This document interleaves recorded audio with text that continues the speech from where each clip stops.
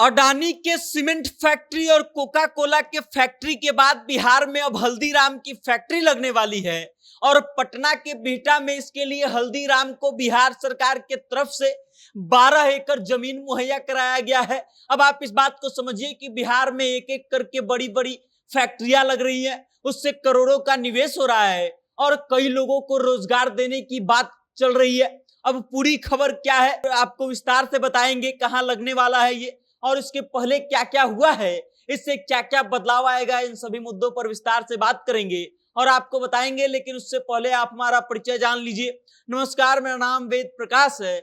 आप जनता जंक्शन देखना शुरू कर चुके हैं और कैमरे के पीछे हैं विशाल। याद कीजिए, आज से कुछ दिनों पहले हमने एक खबर किया था और खबर करके आपको बताया था कि बक्सर के नवीनगर में कोका कोला का बॉटलिंग प्लांट लग रहा है, जहां पर कोका कोला बोतल बनाएगी और बोतल बना करके बाहर बिहार के बाहर सप्लाई किया जाएगा।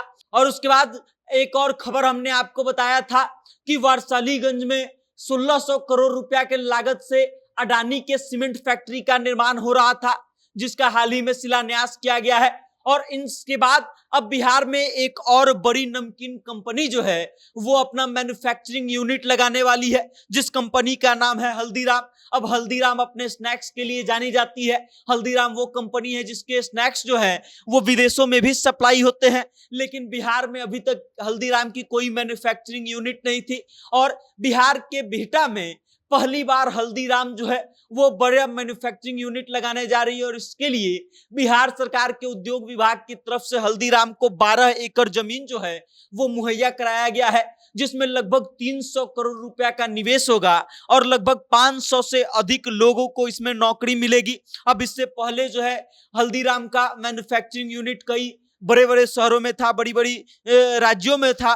नागपुर, कोलकाता, दिल्ली, बीकानेर जैसे कई बड़े बड़े जगहों पर हल्दीराम की मैन्युफैक्चरिंग यूनिट थी, लेकिन अब बिहार में इसकी पहली मैन्युफैक्चरिंग यूनिट लगने वाली है। और इससे होगा क्या कि 300 करोड़ रुपया इस मैन्युफैक्चरिंग यूनिट को स्थापित करने में लगेंगे और उसके बाद लगभग 500 लोगों को हल्दीराम के जरिए रोजगार देने का काम किया जाएगा। इससे पहले कोका कोला का जो बोतल फैक्ट्री है उसके लिए भी जमीन मुहैया कराया जा चुका है, उस भी कंपनी का निर्माण जल्दी शुरू होगा और उसके बाद वहां भी कई हजार करोड़ रुपया का निवेश होगा, जिससे कितने लोगों को रोजगार मिलेगा। इससे पहले अडानी के सीमेंट फैक्ट्री का हाल ही में शिलान्यास किया गया है, मतलब वहां पर भी कई हजार करोड़ रुपया लगा करके उस प्लांट का निर्माण किया जा रहा है, जहां पर लाखों की संख्या में लोगों को रोजगार दिया जाएगा। एक एक करके बिहार में तमाम बड़ी बड़ी कंपनियां जो है आ रही हैं और आकर के निवेश कर रही हैं और इससे बिहार की स्थिति बदलने के पूरे आसार नजर आ रहे हैं, क्योंकि जैसे जैसे बड़ी बड़ी कंपनियां आ रही है उसके साथ ही कई छोटी छोटी और कंपनियां हैं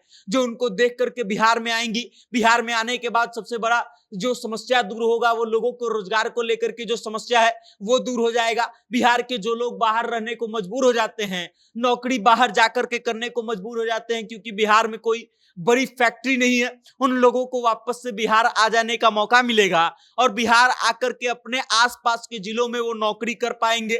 वहां से उनके घर पर उनका पहुंचना बहुत आसान होगा और हो सकता है कि हफ्ते में एक दिन वो अपने घर चले जाएं। उसके साथ ही तमाम चीजों की सरलता हो जाएगी, अच्छा रोड मिलने लगेगा, बेहतर स्वास्थ्य सुविधाएं और तमाम तरह की फैसिलिटीज जो होती हैं इस कारण से उपलब्ध हो जाएगा।